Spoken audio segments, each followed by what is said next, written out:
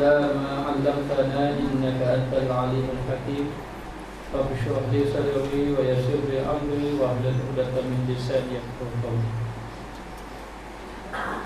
قال المصنف رحمه الله تعالى ونفعنا بعلومه في الدارين آمين. العقبة الخامسة وهي عقبة البواعث. Bermula aqabah yang kelima. Aqabah ini kita katakan halangan yang kelima, dan iaitu aqabah bawa'is. Bawa'is yakni yang membangkitkan bagi mengerjakan ibadat. Kemudian lazim olehmu hai saudaraku dengan berjalan apabila betullah bagimu jalannya. Maka dikatakan bahawa setelah mengharungi beberapa halangan, sama ada halangan tu untuk halangan ilmu, amal, taubat kepada Allah, kemudian halangan dari segi nafsu, syaitan, dunia makhluk, dan beberapa lagi halangan, umpama halangan musibah, halangan tentang rezeki, ataupun halangan tentang takdir Allah, dan bermacam-macam lagi halangan. Maka apabila seseorang tadi sudah melepasi halangan tadi, maka hendaklah dia terus lagi berjalan beribadat kepada Allah Ta'ala. Maka dimudahkan bagimu akan sabilnya. Sabil itu jalannya. Maka akan dipermudahkan oleh Allah Ta'ala akan jalannya. Kerana sebelum kita nak melakukan amal ibadat, kita akan terpaksa menempuh beberapa halangan. Umpamanya ilmu, mesti kita kena ada ilmu. Jadi kadang-kadang dengan tidak ada ilmu, maka amal ibadat kita tidak sempurna. Maka ilmu yang wajib adalah ilmu fardu ain. Tauhid, fiqh, tasawuf. Tauhid tentang pegangan kita dengan Allah. Fiqh tentang amalan kita. Tasawuf tentang adab kita. Adab dengan makhluk, adab dengan Allah Ta'ala, adab dengan Rasulullah SAW. Lepas daripada belajar, lalu perlu kita untuk beramalkan akan ilmu tadi. Maka kita pun beramal. Selepas belajar, kita mengerjakan kewajipan, kita sembahyang, melakukan ibadat-ibadat sunat. Tetapi sebenarnya, walaupun sudah ada ilmu, walaupun sudah beramal, kadang-kadang tidak mampu meninggalkan maksiat. Maka kena pergi yang ketiga, lalu dia kena bertaubat kepada Allah. Kena sentiasa bertaubat kepada Allah Ta'ala di atas apa yang ia telah lakukan. Jadi mesti amal ibadat disertai dengan taubat. Kalau orang itu melakukan amal ibadat tidak disertai dengan taubat, boleh jadi ibadatnya tidak mampu mencegah dia daripada meninggalkan maksiat. Maka dia kena melalui jalan taubat kepada Allah. Setelah dia ada ilmu, beramal, bertaubat, lalu semangatlah dia nak buat amal ibadat. Bila nak buat amal ibadat, lalu teringat akan penghalang yang ada pada dia. Umpamanya halangan makhluk, kadang-kadang anak-anak dan isteri-isterinya, maknanya yang menghalang dia daripada melakukan amal ibadat kepada Allah. Sabit anak, sabit isteri, sehingga dia tidak melakukan amal ibadat. Boleh jadi isterinya bukan ahli ibadat, dia saja nak buat amal ibadat. Maka kadang-kadang suasana kehidupan di rumah dia ke, akhirnya tidak menggalakkan dia buat amal ibadat. Kalau dia cuba lawan juga, tetap melakukan amal ibadat. Yang kedua, kadang-kadang kawal dia yang mengheret dia untuk lalai kepada Allah. Selepas daripada itu, kadang-kadang dunia dia, pada makhluk dunia juga, sibuk dengan kereta, tiada hari basuh kereta sampai duk pergi semayang. Sibuk dengan rumah, duk beki rumah. Molek-molek ada dah, pergi masjid surat, tiba-tiba beki dapur sikit saja, tak pergilah masjid surat. Ini semua halangan tanpa kita sedar. Dia tanya mana sibuk nak beki dapur saja. Maka ini dia panggil halangan dunia. Kemudian halangan nafsu yang sentiasa menarik dia, menggoda dia untuk melakukan maksiat ataupun meninggalkan ibadat. Dan juga halangan syaitan yang sentiasa membisikkan dalam hatinya untuk meninggalkan maksiat, meninggalkan ibadat, melakukan maksiat kepada Allah. Baru-baru ni saya ada terbaca satu kitab ceritakan bagaimana syaitan ini menipu daya kaum muslimah, sehingga kan daripada yang memakai hijab kepada tidak memakai, tidak berpakaian. Di antaranya dibisikkan supaya kalau orang tu sudah memakai hijab, supaya pergi keluar. Bila pergi keluar, duduk jauh pada orang. Jadi tak apa, kata syaitan, orang tak kenal mu, kamu tak boleh mu buka hijab. Maknanya sekarang ni mu duduk kat luar, tak apalah. Maka begitulah. Lepas pada tu dia bisikkan hati supaya berkawan dengan orang-orang yang ahli-ahli maksiat umpamanya. Akhirnya berjaya. Maka demikianlah, begitulah syaitan akan menarik manusia supaya meninggalkan ibadat, melakukan maksiat. Kemudian kita lawan juga nak buat amal ibadat. Kita bertumpu nak buat amal ibadat. Lalulah bila tumpu buat amal ibadat, mari pula halangan rezeki. Halangan rezeki pula. Kerana duk sibuk fikir ke rezeki, akhir sekali duk fikir-fikir bukan tambah ibadat, tak apalah kena cari rezeki dulu, tumpu. Halangan rezeki.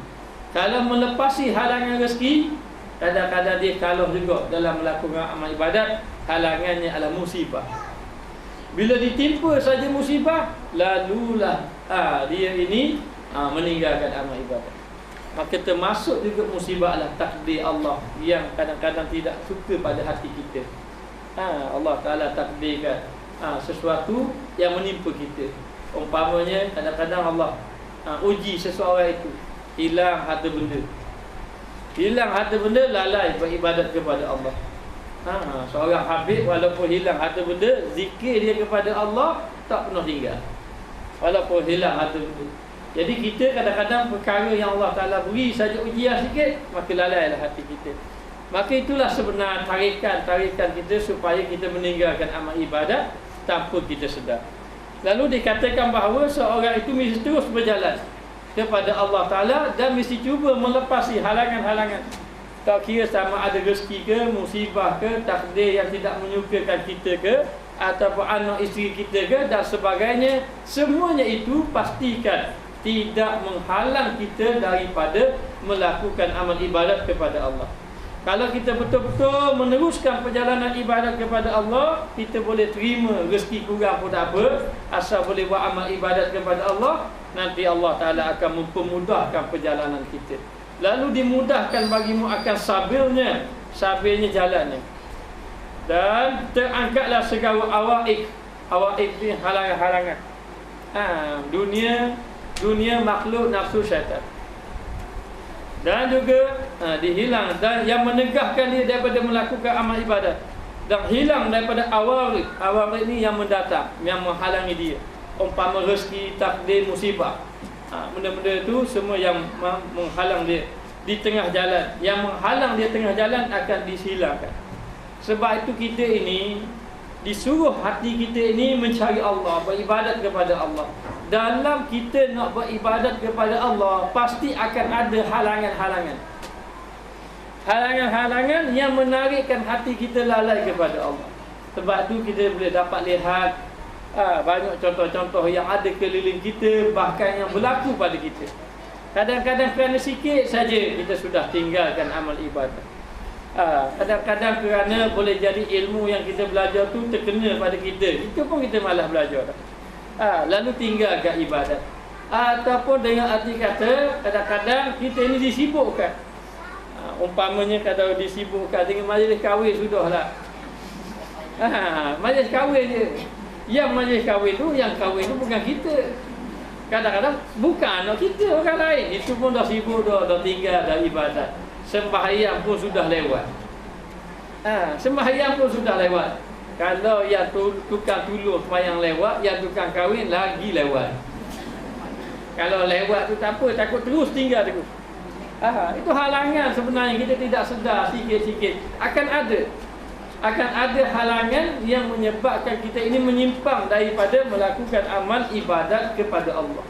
Sebab itu disuruh kita agar teruskan ibadat. Maknanya tujuan kita beribadat untuk mendekatkan diri kepada Allah, untuk mendapat keredaan Allah Subhanahu wa taala. Lalu dikatakan bahawa akan ada awarid yang melentangkan di tengah jalan, halangan-halangan yang melentang di tengah jalan.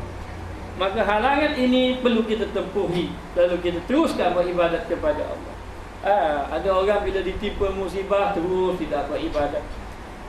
Maknanya bahkan persoal pun ada, kita dulu jaga semayang, jaga semayang, akhirnya begini yang berlaku, perniagaan pun jatuh. Ini ujian yang Allah Ta'ala beri kepada kita, supaya nak melihat kita ini siapakah yang benar-benar baik amalan di sisi Allah, liyabluwakum ayyukum ahsanu amala. Allah Ta'ala akan uji kamu, siapakah di kalangan kamu yang paling baik amalannya di sisi Allah. Maka demikianlah yang berlaku, kita akan sentiasa diuji. Maka orang yang diuji oleh Allah itu adalah kekasih Allah, orang yang Allah Ta'ala kasih, orang yang Allah Ta'ala sayang. Semakin banyak diuji, semakin tanda Allah Ta'ala itu benar-benar kasih kepada dia. Maka takkan kita tidak mahu menjadi kekasih Allah, yang Allah Ta'ala uji supaya hati kita benar-benar ingat kepada dia. Maka bila kita ini ditimpa ujian, musibah, jangan kita katakan, kenapalah saya yang sentiasa kena, orang lain tak kena. Sedangkan Allah Ta'ala telah memilih kita. Kemudian bila ditimpa sesuatu itu, jangan pula kita menjadi penghalang kita untuk melakukan amal ibadat kepada Allah. Lalu dikatakan di sini, dan tiada hasil bagimu perjalanan yang mustaqim, perjalanan yang lurus. Inna hadza sirati mustaqiman fattabi'uni. Sesungguhnya inilah jalanku yang lurus, maka hendaklah engkau mengikuti aku. Maka kamu tidak akan dapat hasil, katanya, perjalanan yang lurus, jalan yang lurus, melainkan kita kena mengetahui dan mengingatkan di dalam hati kita, di dalam hatimu khauf ini rasa takut, dan juga raja ini maksudnya harap kepada Allah. Sebab itu di dalam hati kita mesti kena ada takut dan juga raja. Takut dengan arti kata merasa takut kepada Allah. Banyak rasa takut. Orang awam dia takut apa? Orang awam macam kita ni takut masuk neraka je. Orang awam macam kita ni takut masuk neraka. Jadi rasa takut. Untuk rasa takut itu kepada Allah, mesti kita kena ada ilmu. Dan mesti kita sentiasa mengingati. Ingat apa? Yang pertama, biar banyak ingat dosa.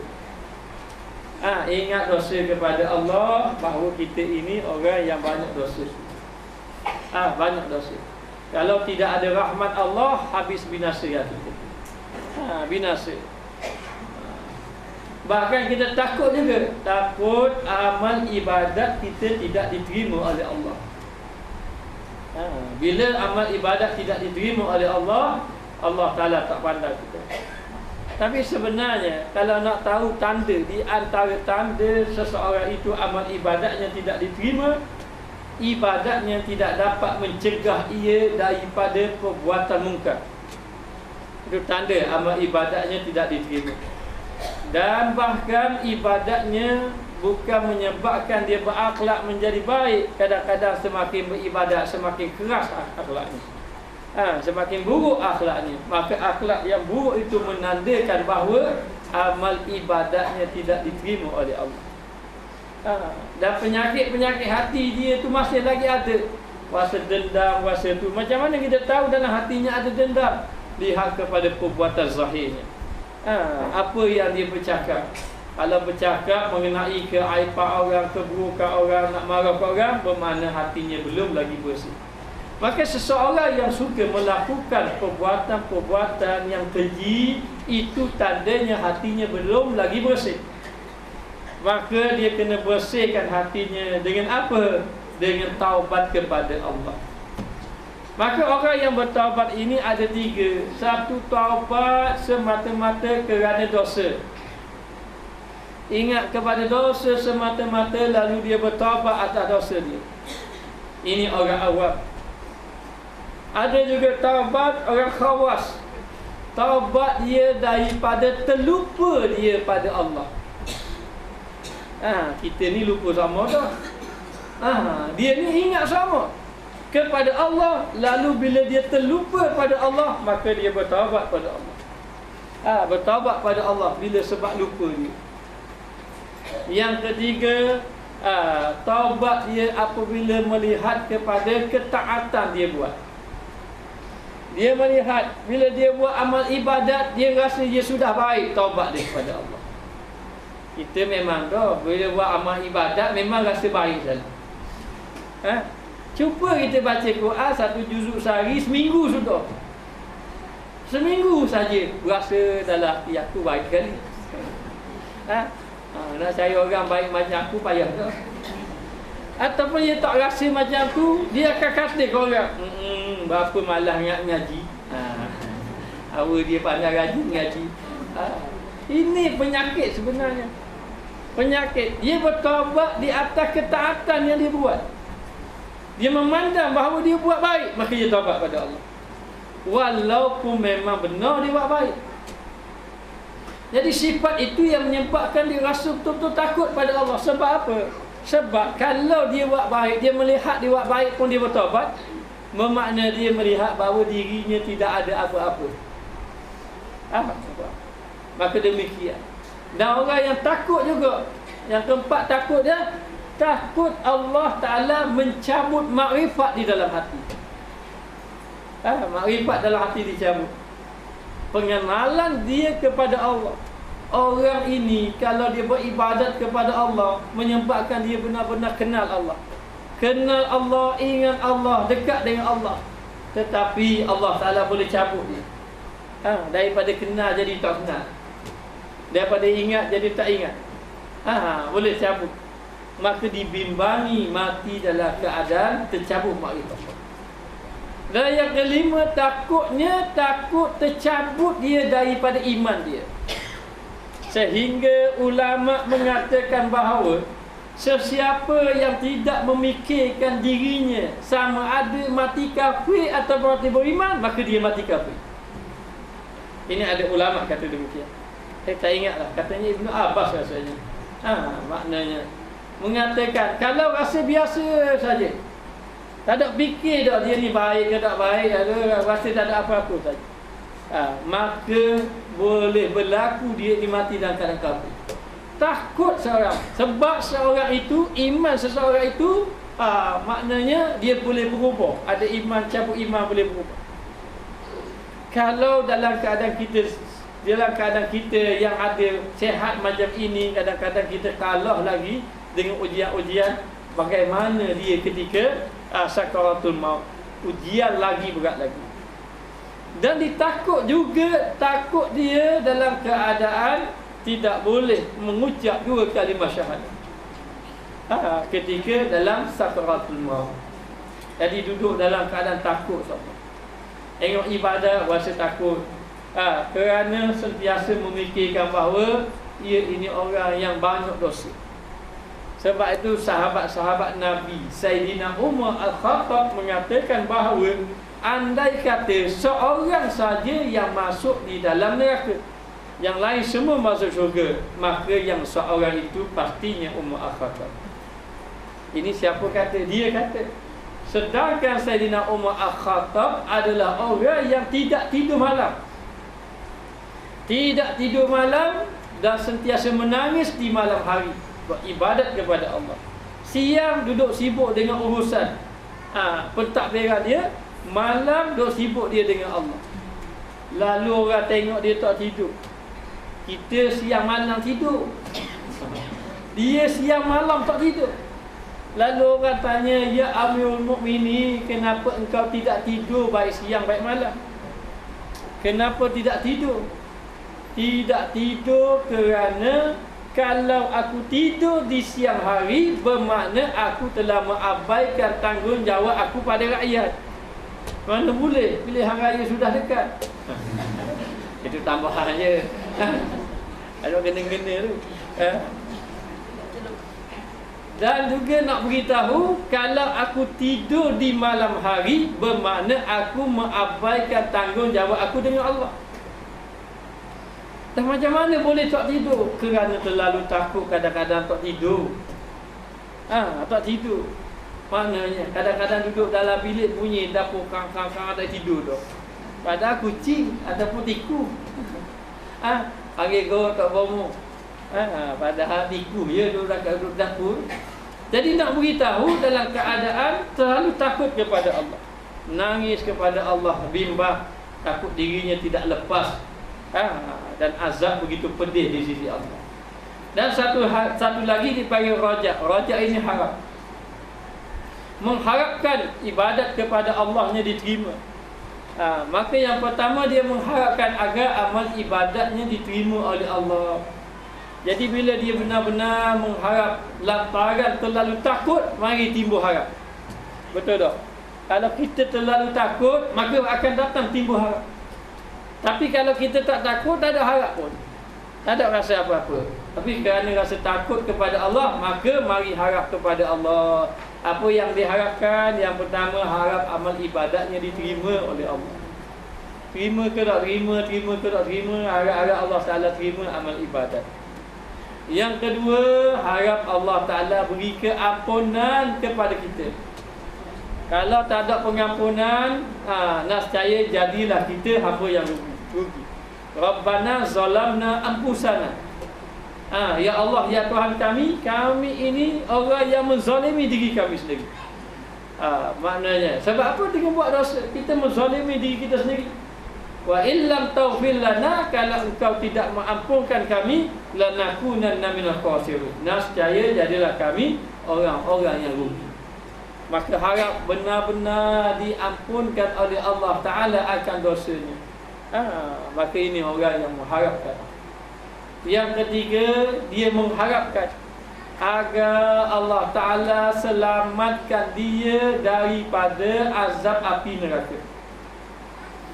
Selamatlah. Kita orang awam ini begitulah fikir harap. Yang keempat, mengharapkan bahawa dia ini kekal dalam iman dia. Iman ini bahaya, boleh hilang, boleh ada, boleh hilang. Dan kita ini sedar tidak sedar banyak duduk dalam syirik kepada Allah. Sedar tidak sedar duduk dalam syirik kepada Allah. Dari segi ilmu kita boleh faham, tapi kadang pegangan kita tak begitu berbanding dengan ilmu. Contohnya apa? Contohnya kalau kadang-kadang kita makan obat. Bila kita makan obat, kita melihat bahawa obat itulah yang semata-mata menyembuhkan. Maka tanpa kita sedar bahawa ianya adalah syirik kepada Allah Subhanahu wa taala.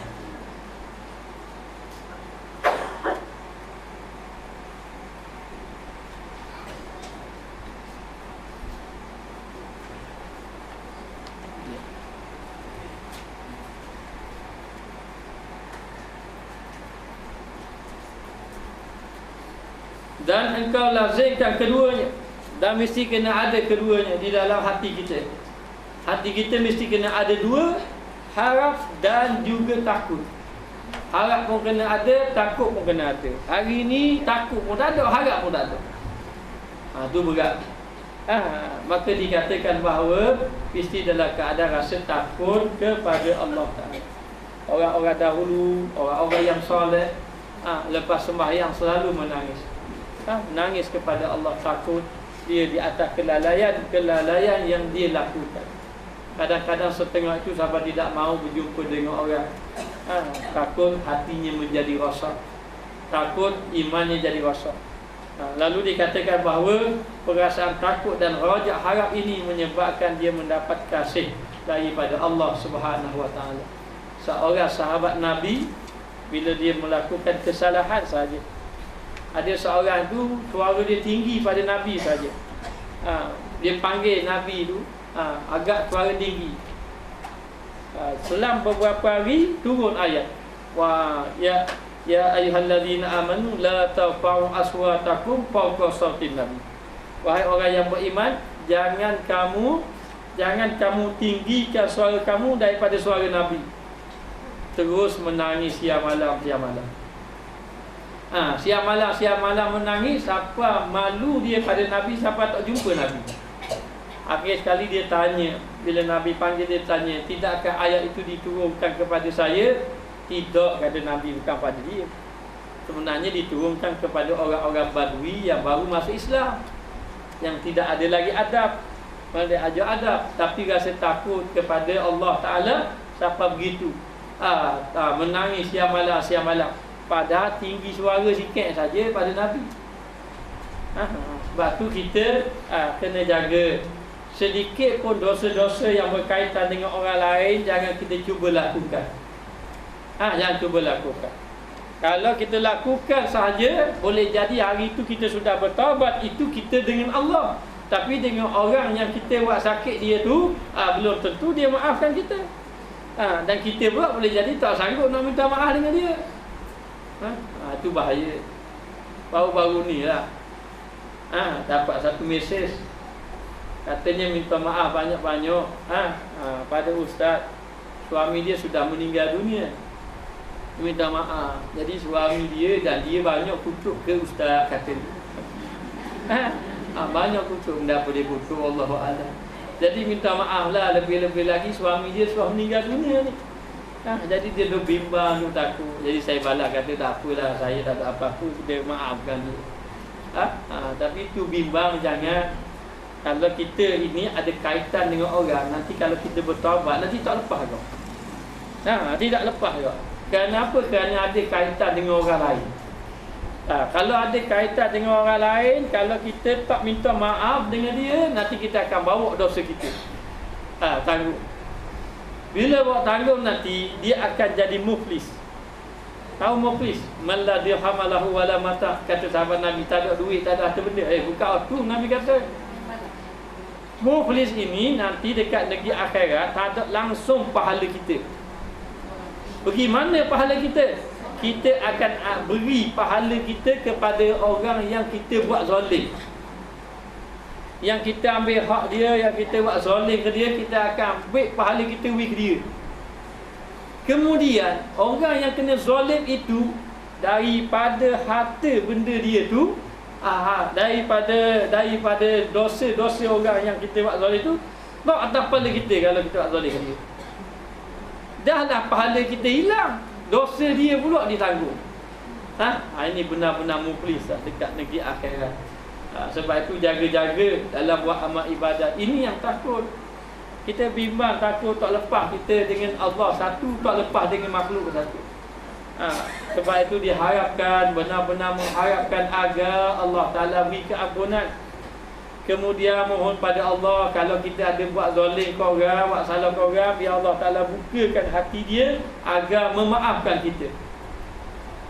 Oleh kerana kita nak orang maafkan kita, kita dulu kena maaf orang.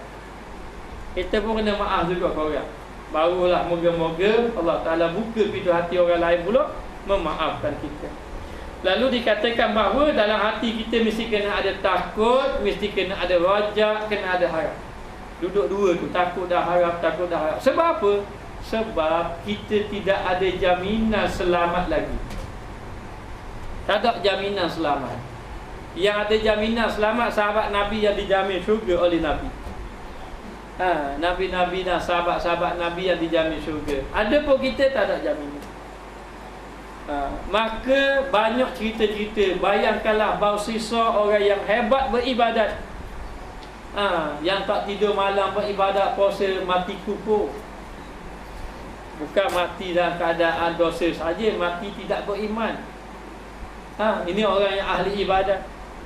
Bal'an Ibnu Ba'ura zaman Nabi Musa, dia punya dekat dengan Allah, dekat ahli ibadat, dekat dengan Allah, sampai dia berdoa sebelum tangan dia jatuh daripada doa dia tu sudah dimakbulkan oleh Allah.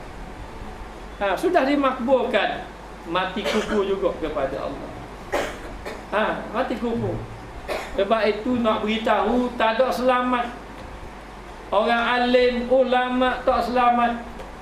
Kalau orang alim, ulama tak selamat, orang macam kita yang tidak alim, tidak ulama macam mana? Baik, wali-wali Allah pun ada juga yang tidak selamat. Kerana Barsisa, Bal'an itu sampai peringkat kewalian yang tinggi. Tak ada lagi. Bahkan saya pernah bertanya dengan seorang, adakah guru mursyid ini selamat? Dia kata guru mursyid pun belum tentu selamat. Kalau guru mursyid pun belum tentu selamat, bagaimana kita ni? Sebab itu duduk dalam takut. Bahkan saya bertanya seorang syekh kata, guru mursyid pun banyak yang jatuh tidak selamat. Yang tidak selamat. Orang yang sudah memahami tipu daya nafsu. Kita tipu daya nafsu kita tak tahu pun. Duduk dalam nafsu. Kadang-kadang kita duduk dalam maksiat, kita sangka dalam ibadat. Kita sangka kita dalam ibadat, ada dalam maksiat. Ibadat kita ni kadang-kadang kalau kita buat amal ibadat, kita suka cerita ke orang daripada kita sembunyikan. Sedangkan menceritakan ibadat kita kepada orang lain itu membawa kepada maksiat pada Allah. Kalau pergi Mekah kau, ia pakat kira 13 kali buat umrah. Tak banyak je, 15 je. Saya tak banyak, tapi setiap hari saya buat umrah. Dia cerita-cerita. Kalau boleh jaga hati tak apa. Kalau tak boleh jaga hati, boleh rosak amal ibadat. Amal ibadat kita ini boleh jadi hilang, jadi rosak, jadi binasa. Dengan ada sifat-sifat ataupun penyakit-penyakit yang ada dalam hati. Sebab itu dibimbangi, takut kita tak ada ibadat, tak ada ibadat kita tak tahu. Boleh jadi kita ini maknanya boleh jadi Allah Ta'ala terima, boleh jadi tak terima, kita tak tahu. Lalu dikatakan bahawa di dalam hati kita mesti kena ada rajak dan juga khauf, takut kepada Allah dan harap. Dan engkau lazimkan keduanya, mesti kena ada di dalam hati kedua-duanya, rasa takut dan rasa harap kepada Allah. Sebab itu orang-orang yang kasar bila habis saja bulan Ramadan mereka menangis. Menangis kerana apa? Kerana dia menangis, bimbang, takut amal ibadat yang dilakukan di bulan Ramadan ini tidak diterima oleh Allah. Tidak diterima oleh Allah. Kemudian yang kedua, bimbang, takut, dia kata takut dia ini sudah tidak berjumpa lagi dengan bulan Ramadan yang akan datang. Dalam keadaan tu rasa takut, ada rasa harap. Jadi harap-harap biar jumpa juga untuk beribadat kepada Allah, nak bertaubat kepada Allah. Jadi demikian, maka mesti kena ada. Itulah sebenarnya orang-orang yang beriman kepada Allah. Maka sebenarnya atas tempatnya, maka dalam hatinya, tempat hati ni mesti kena ada takut dan harap. Itu yang sebenarnya. Takut dan juga harap. Takut pada Allah, harap kepada Allah. Itu mesti kena ada di dalam hati. Maka kenapa kita perlu takut? Kerana kita tak tahu keadaan kita. Allah Ta'ala sudah tetap kita ahli syurga atau ahli neraka, sudah tetap. Allah Ta'ala maha mengetahui, sudah tahu kita ahli syurga ke ahli neraka. Kalau kita fikir betul-betul dengan ibadat yang kita buat ini, adakah layak kita nak masuk syurga? Kalau fikir dengan ibadat yang kita buat hari ini, maknanya hari ini baca Quran, setiap hari berapa kita baca Quran. Orang yang menangis itu kerana takut kepada Allah Ta'ala itu, mereka itu orang yang ahli Quran, yang tidak tidur malam pun menangis, yang ahli ibadat di siang hari pun menangis. Kerana ibadat yang kita buat ini belum ada jaminan lagi. Walaupun buat amal ibadat yang kuat. Sahabat Nabi, ada seorang sahabat Nabi yang dia ini setiap kali Nabi berperang dia ada. Fisabilillah. Setiap kali dia berperang ada, tapi akhir-akhirnya dia mati dalam keadaan lari medan perang. Nabi mengatakan bahawa dia itu adalah ahli neraka. Walaupun dia setiap kali dia ini berperang, Nabi ada sama.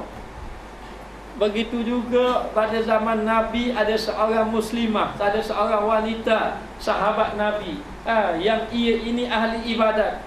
Apa dia buat? Dia malam berjaga malam, siang berpuasa dan baca Quran.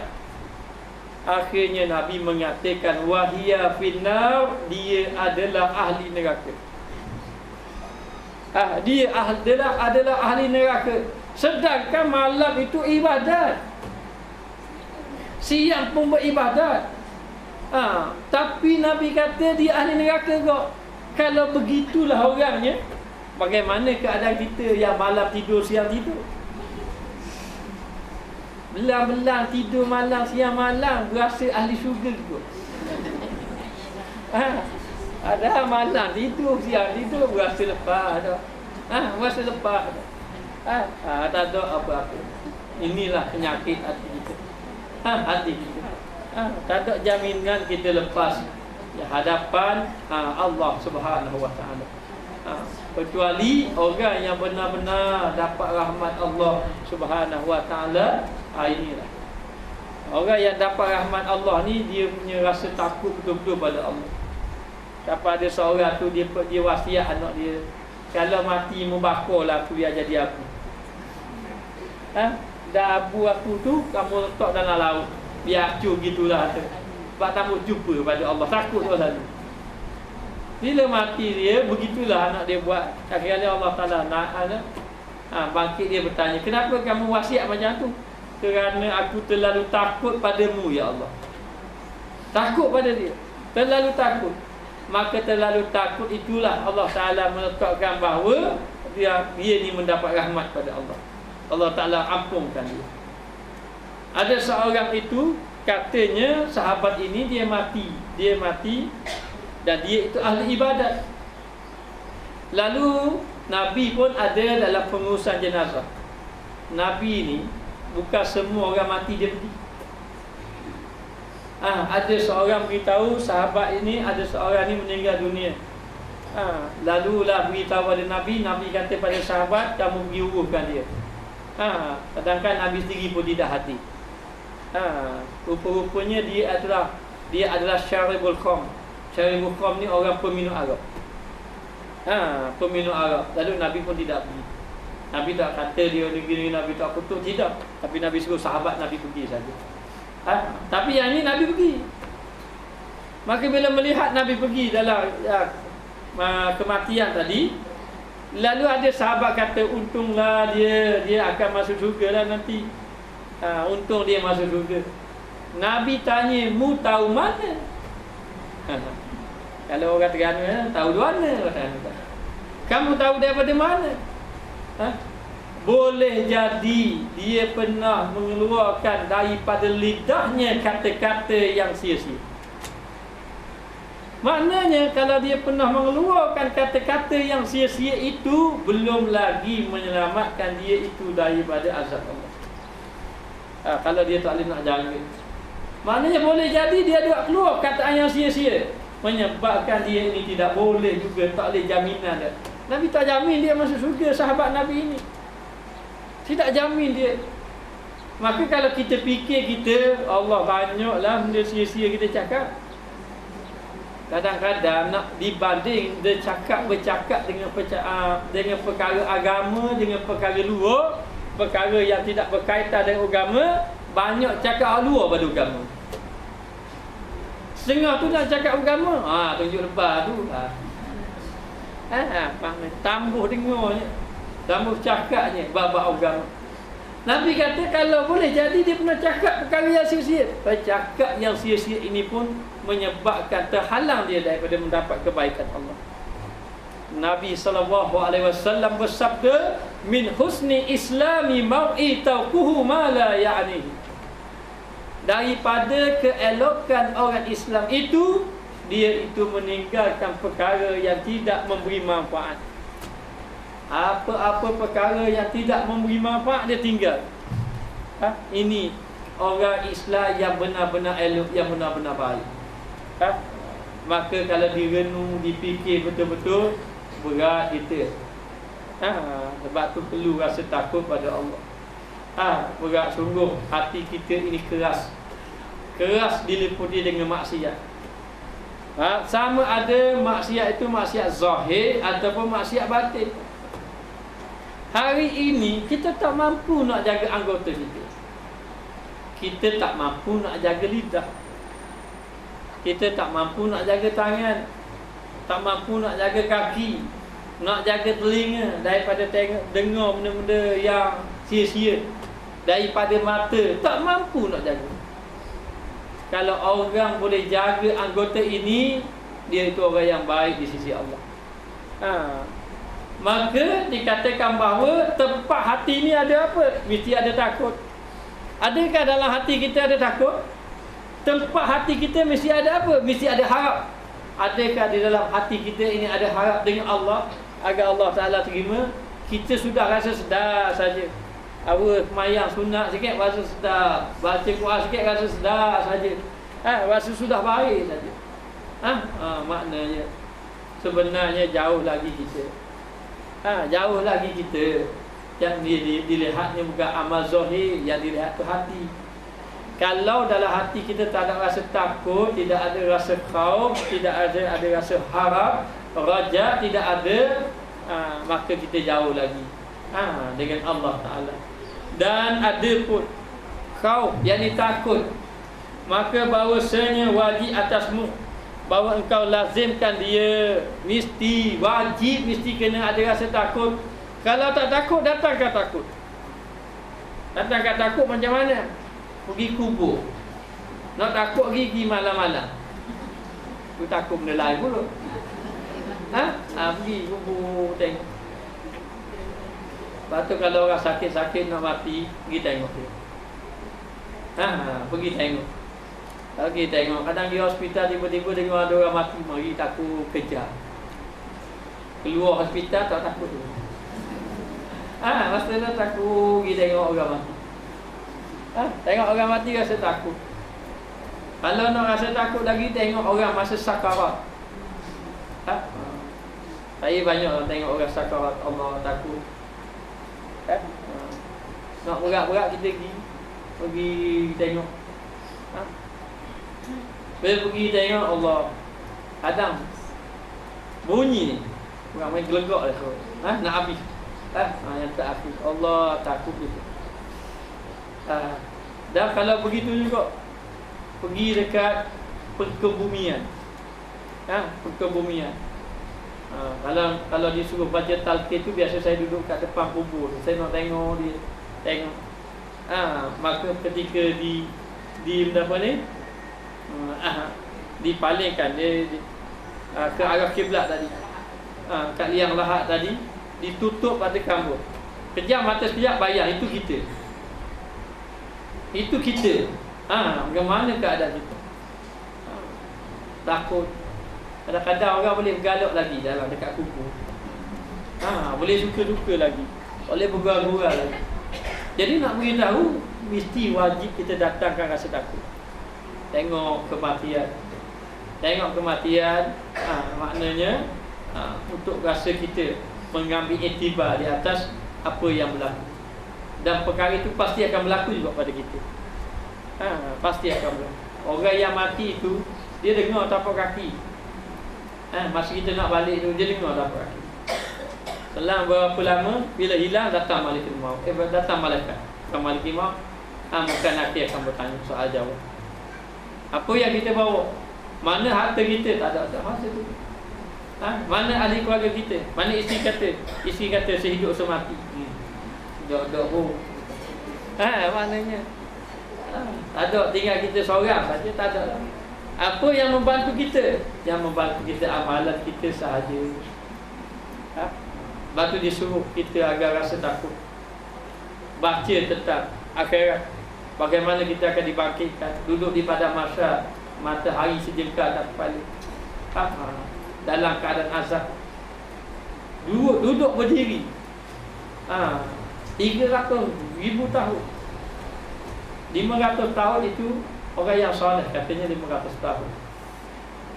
Nabi kata pada sahabat itu, gembira, tapi kamu kena berdiri juga di padang mahsyar. Lama sangat lama. Dan kita duduk dalam keadaan menyesal. ahli ibadat pun menyesal, apatah lagi ahli maksiat. Lebih menyesal. Yauma yafirru mar'u min akhi. Masa ketika itu lari seseorang daripada seseorang yang lain. Kita akan minta tolong. Tolonglah saya, tolonglah saya. Kalau kita kena kawan, kita akan, bahkan diceritakan dalam Al-Quran, dia jumpa kawan dia. Jadi bila dia jumpa kawan dia, dia nak tumpang. Kawan dia ada cahaya, tak ada cahaya. Sebab tu amal ibadat kita ini pakai cahaya. Dalam hadis kata as-salatu nur, sembahyang itu cahaya. Al-wudu nurun, berwuduk itu cahaya. Baca Quran itu cahaya. Ilmu itu cahaya. Al-ilmu nurun, ilmu itu cahaya. Memang kita tak nampak cahaya, tak nampak. Tetapi dekat negeri akhirat nanti, orang duduk di padang mahsyar ni gelap semua. Gelap. Gelap, panas, berhimpit-himpit asap. Dahaga yang tidak dapat digambarkan. Takut yang tidak dapat digambarkan.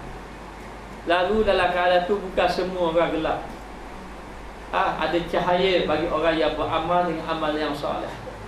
Lalu ketika ada cahaya tu, dia tengok kawan dia. Dia kata, aku kenal muatan ke dunia ni, mu kenal tak aku? Lalu dia kata, minta tumpang pada kamu, biar aku nak duduk kamu juga, biar dapat cahaya. Maka dia pun pergilah. Bila dia pergi, ada satu dendeng yang menghalang dia, dia tak boleh tumpang cahaya. Cahaya orang. Dan ketika itu manusia dalam keadaan takut, masing-masing mengharap di antara satu sama lain. Bila mengharap, kita kalau nak minta tolong, kadang-kadang kita cari orang yang paling hampir. Paling hampir dengan kita. Kalau kita sakit, siapa yang tolong kita? Orang yang hampir dengan kita. Mak kita, ayah kita, adik-adik kita. Maknanya yang akan tolong kita. Masa ketika itu, kita akan jumpa ibu kita, ayah kita. Kita minta tolong dia, dia pun tak kenal kita. Dia lari daripada kita. Kita sebagai ibu ini pun jumpa anak kita, tolonglah mak ni susah, lari juga. Anak tu lari. Sama ada anak tu memang lari tak kenal dulu, ataupun memang kenal buat tak kenal. Kerana apa? Kerana masing-masing duk sibuk dengan amalan masing-masing. Dan kita ini sebenarnya kau sari kau dekat. Sebab masa kau pendek hari ni, jangan rasa-rasa kau panjang. Pendek, sekejap saja. Tengok-tengok sekejap. Maknanya petang, lepas tu malam. Maka demikianlah. Maka dikatakan bahawa dalam hati seseorang itu mesti kena ada rasa takut kepada Allah. Maka lazimkanlah, wajib itu mana? Wajib atasmu bahawa engkau lazimkan dia, iaitu kamu tetapkan dalam hati tadi dua perkara tadi, rajak dan harap tadi. Maka kau takut itu wajib kamu lazimkan. Kerana apa? Kita mesti kena ada rasa kau takut kepada Allah. Yang pertama, kerana menakut ia daripada mengerjakan maksiat, yakni kamu kena rasa takutkan daripada mengerjakan maksiat. Jadi kita ni, nafsu ini memang suruh buat jahat. Buat jahat. Jadi dengan nafsu yang suka buat jahat ini, kita kena matikan perbuatan jahat tadi. Nafsu tadi, biar kita tunggang dia, bukan dia tunggang kita. Maknanya. Lalu bahawasanya nafsu itu sangatlah amarah. Amarah ni maknanya menyeru. Menyuruh. Yakni menyuruh dengan kejahatan. Nafsu memang suruh buat jahat. Buat jahat kepada kita. Sebab tu nafsu ni dia ada 7. Satu dia panggil nafsu amarah. Nafsu amarah ini kalau orang tu buat jahat, dia rasa suka jahat. Sedap buat jahat tu, sedap buat jahat. Nafsu amarah. Yang kedua, nafsu lawamah. Nafsu lawamah ni dia suka kau buat jahat, tapi dia cela diri dia. Lalu ulama mengatakan bahawa ulama-ulama akhir zaman nafsu dia duduk kat lawamah saja. Kalau ulama-ulama akhir zaman, ulama-ulama akhir zaman duduk dekat lawamah rakyat kita. Lawamah ni dia suka kau, dia cenderung kepada buat jahat. cenderung kepada buat jahat, tapi dalam waktu yang sama bila maknanya dia suka juga buat baik. Dan bila dia buat jahat, dia cela lagi dia. Apa aku jadi gini? Barulah menyesal dan sebagainya. Masa itu memang sedap. Kita lidah tak bertulang. Maknanya kita guna lidah kita kutuk, kita kata dan sebagainya. Akhir-kali mari nyesal, apalah aku, astagfirullahalazim. Barulah istighfar dan sebagainya. Boleh tahan juga. Lebih baik pada amarah pergi kepada nafsu lawam. Nafsu mulhamah. Nafsu mulhamah ni dia banyak cenderung kepada kebaikan. Cenderung kepada kebaikan. Tapi cenderung kepada kebaikan dia tak lepas juga daripada buat jahat. Walaupun cenderung ni. Buat amal ibadat banyak, mari ujub pula. Mari takabur jadi ahli ibadat dah. Tapi dalam hati ujub, takabur dan sebagainya. Ini nafsu. 3 nafsu ni yang tak lepas kita. Kita ni duduk dalam 3 nafsu ni. Wasa-wasa takut pertama dah lepas dah. Duduk dalam tak rasa dalam nafsu amarah lagi. Nafsu yang rasa kecenderungan buat maksiat tu lebih daripada buat taat. Maknanya maka ini 3 nafsu. Nafsu yang keempat dia panggil nafsu mutmainnah. Nafsu yang mutmainnah, nafsu yang sudah tenang dengan Allah Ta'ala. Ya ayyatuhan nafsul mutmainnah irji'i ila rabbiki radiyatan mardiyah. Maknanya nafsu yang tenang, wahai orang yang memiliki nafsu yang tenang, maka kembalilah kamu kepada Allah dalam keadaan mendapat keredaan Allah. Kalau selagi mana kita duduk dalam nafsu ini, nafsu amarah, lawamah, mulhamah, tak selamat lagi kita. Kena lepas daripada 3. Sehinggalah mencapai nafsu mutmainnah. Lepas pada itu ada nafsu radiyah, lepas tu maudiyah, lepas tu kamilah. Ini nafsu-nafsu yang tinggi-tinggi. Kamilah ini nafsu para anbiya-anbiya yang sudah sempurna dia dengan Allah Ta'ala. Kita nak melepasi, boleh pergi kepada nafsu mutmainnah kalau boleh begitu. Jadi kita ni banyak lagi kotor. Dan dalam kehidupan kita ataupun dalam jiwa kita ini, kita ini kadang-kadang ada dia panggil bersifat hayawaniyah, syaitaniyah. Hayawaniyah ni haiwan, bersifat haiwan, bukan jadi haiwan hidup.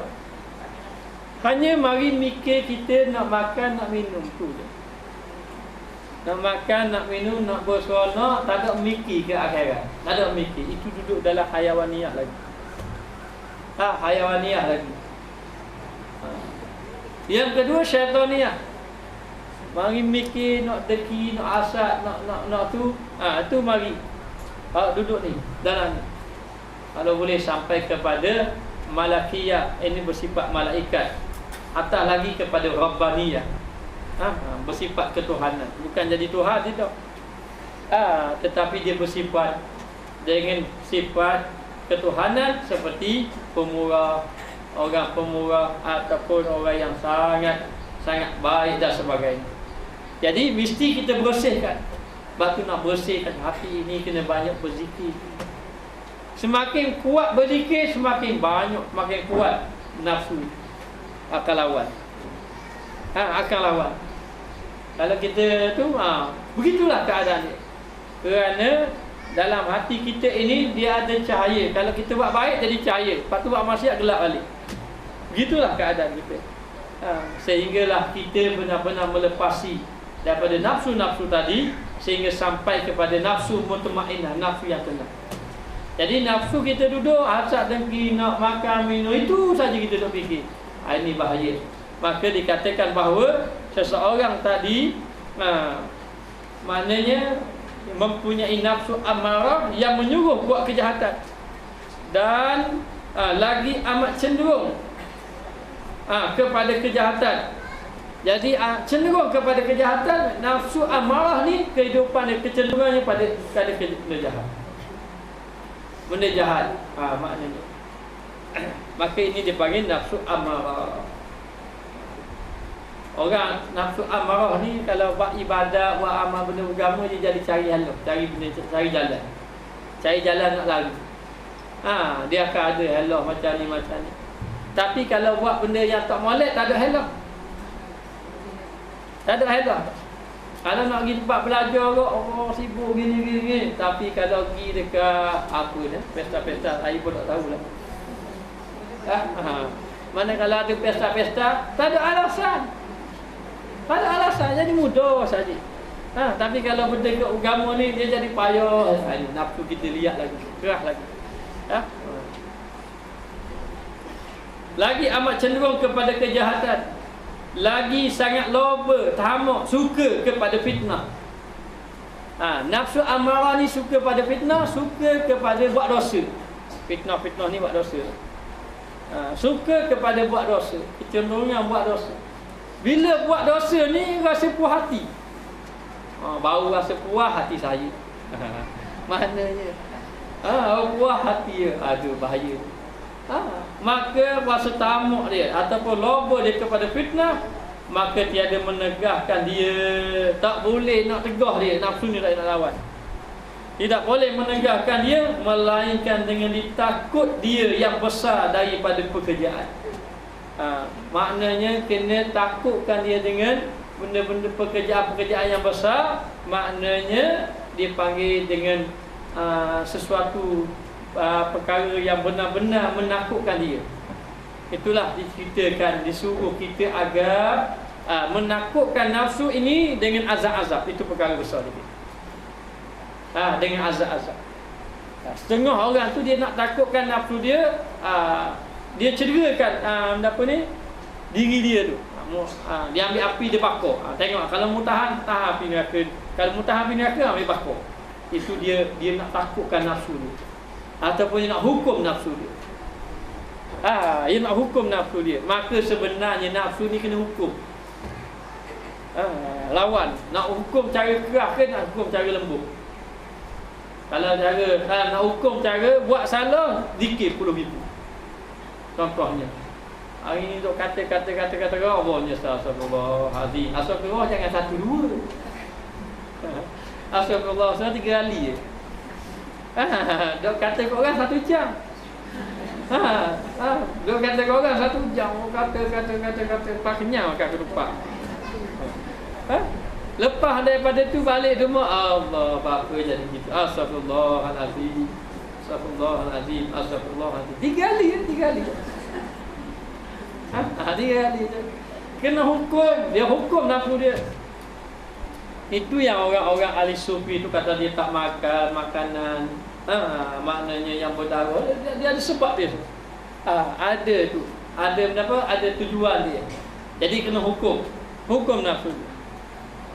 Ada hukum. Rasa nak makan sangat roti jannah contohnya. Rasa nak makan sangat roti jannah.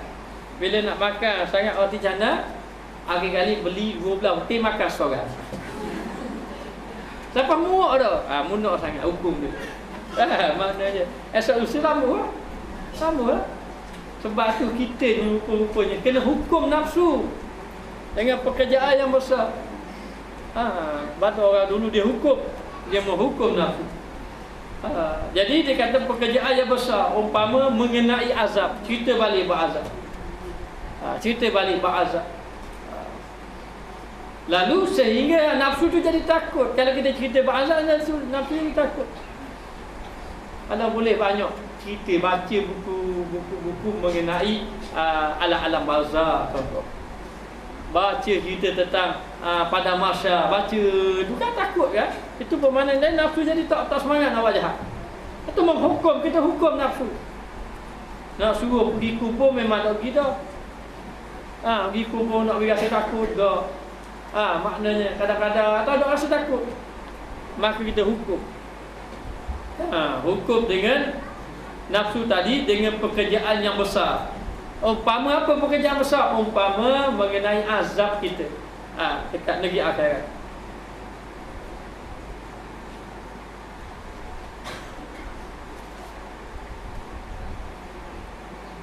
Ni tak cukup lah. Takut dia yang besar daripada pekerjaan. Dan apa tu?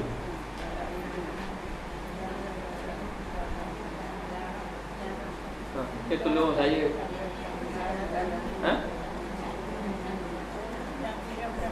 Jadi masa tu. Okey, baiklah.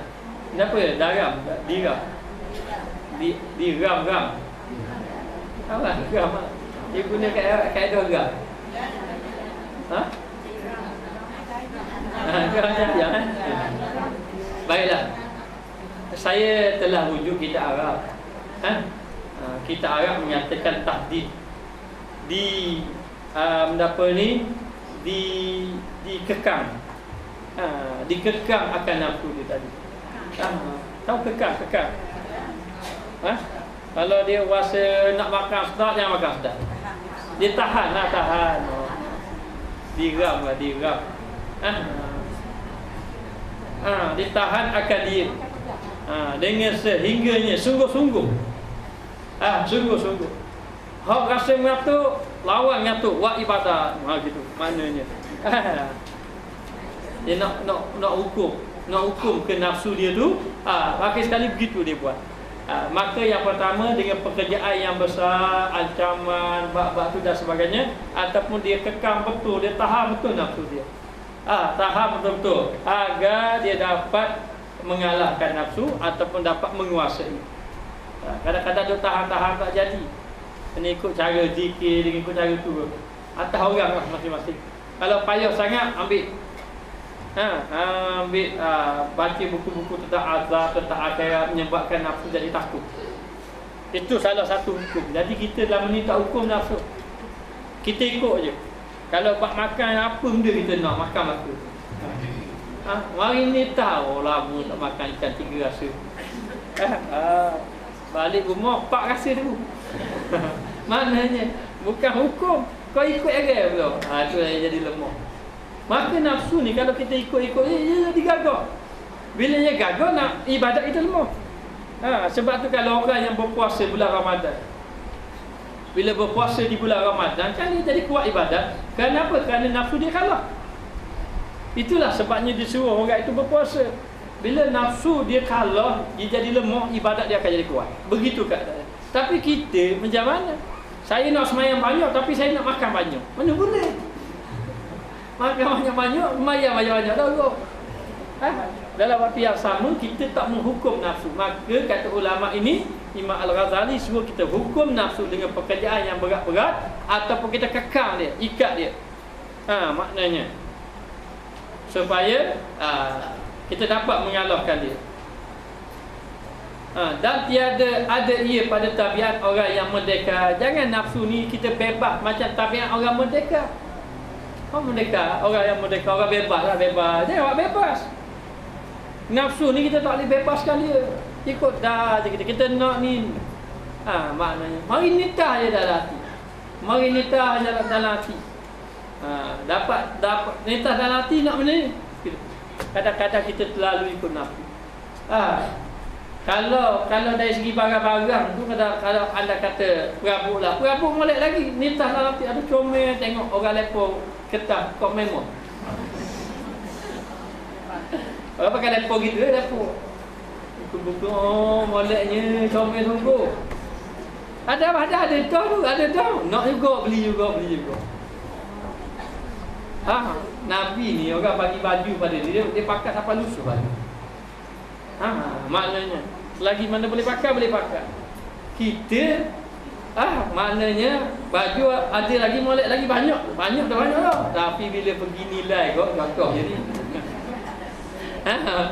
beli lagi. Akhir kali 2 gerobak penuh. Kena beli gerobak baru dulu. Untuk nak isi satu lagi. Ni contoh je, tak ada kena-kena depan ni. Kalau ada, sorry lah. Jadi nak beritahu tak boleh kita jangan jadikan dia orang umpama orang yang merdeka, orang yang bebas. Nak buat apa saja boleh dah. Maka dikatakan bahawa